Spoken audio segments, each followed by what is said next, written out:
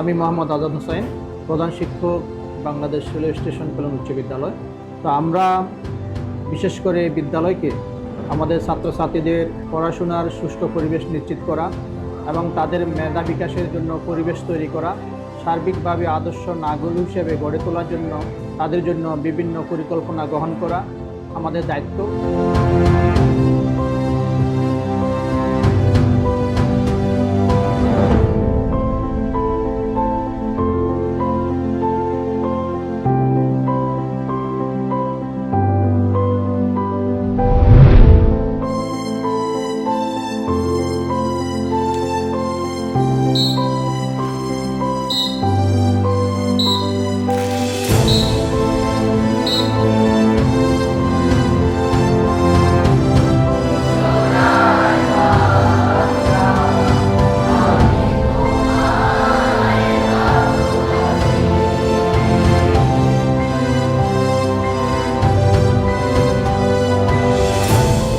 আসসালামু আলাইকুম। Railway station colony high স্কুলে আমি অনেক আগে থেকেই পরিদর্শনের কাজটা করে থাকি, প্রায় 2007 থেকে। আজকে 2025-এর যে অবস্থানে এসেছি, আসলেই অনেক সুন্দর হয়েছে। স্কুলটা অনেক নাজুক অবস্থায় ছিল, সে তুলনায় আজকে অনেক ডেভেলপ হয়েছে। সুযোগ্য প্রধান শিক্ষক, সুযোগ্য ম্যানেজিং কমিটি এবং সর্বোপরি শিক্ষকরা সবাই মিলে একটা টিম ওয়ার্কের মতন কাজ করেছে।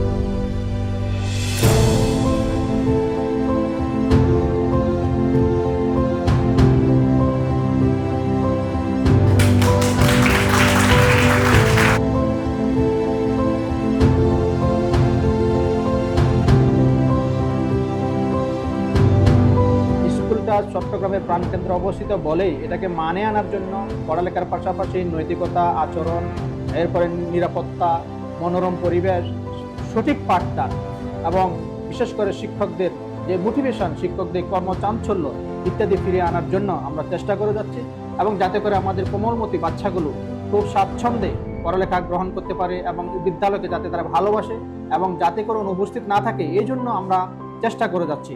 এবং তাদের নিরাপত্তার জন্য আমরা টোটাল স্কুল ক্যাম্পাসকে আমরা সিসি ক্যামেরা আওতায় নিয়ে এসেছি।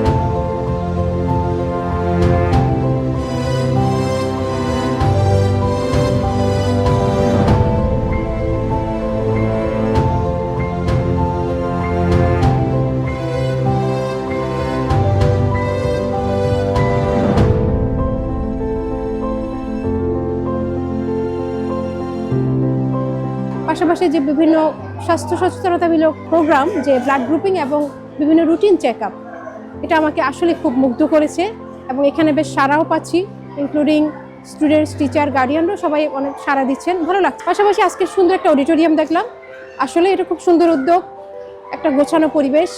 ওভারঅল এই স্কুলের সার্বিক অনেক উন্নতি আমি কামনা করি এবং এই সুন্দর পরিবেশে আমাকে আমন্ত্রণ জানানোর জন্য আজকে আবারও দেখার সুযোগ হয়েছে। অনেক ধন্যবাদ সবাইকে। আসসালামু আলাইকুম।